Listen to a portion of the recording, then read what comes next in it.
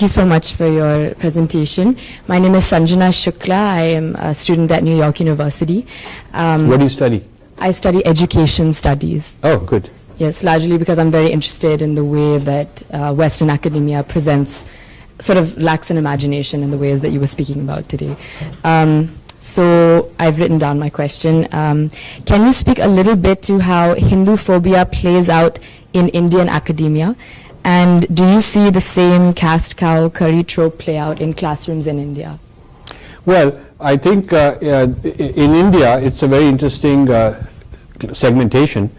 The humanities in India have very little originality. Mostly Western models have been borrowed. Social sciences and humanities, they're teaching India through the Western models, much of it. So the same Hindu phobia is there, you're learning all these kind of things in the same way. However, I find the tech people, the IITs and Indian Institute of Science and the medical people and people in business and those sort of people have been spared the brainwashing. The less education in a sense is better because they haven't been biased in that way. And their idea of Hinduism is what they learned in home and what they learned from a guru, and so it's the practitioner's view.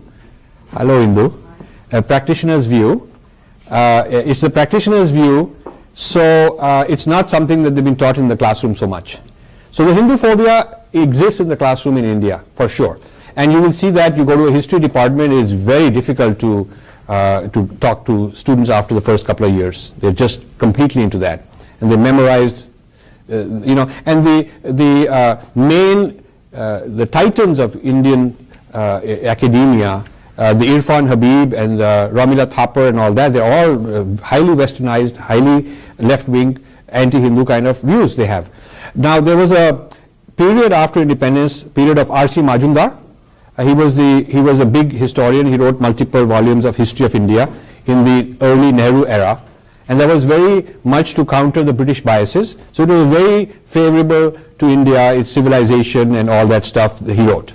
And that was the staple for over a decade.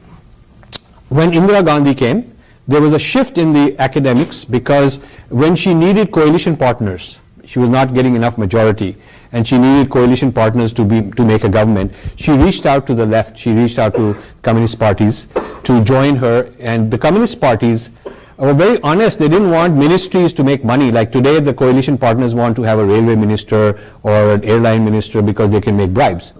You know, if you get your man in one of the cabinets, then he can make a lot of money.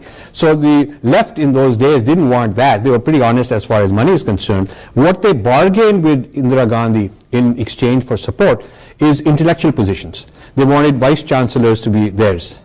They wanted, in the academic world, they wanted their left Marxist scholars to be appointed. So that was what led to the rise of this whole Ramila Thapar and a whole lot of other people that followed, which has been there for quite a while. So that's kind of an oversimplified view of the Indian academy and its origins of Hindu phobia. And I would say that the Hindu phobia was not as much during the British time. Maybe the British were scared. So it was not as serious in the face. And also another reason for the rise of Hindu phobia is that the politics of making a government have favored fragmentation. If you can go to a jati, a particular community of any kind of identity, and tell them that you guys are exploited, the other people are exploiting you, I'm your champion, you have a chance of getting elected. So democracy has also created fragmentation and vote banks, and that feeds into this problem.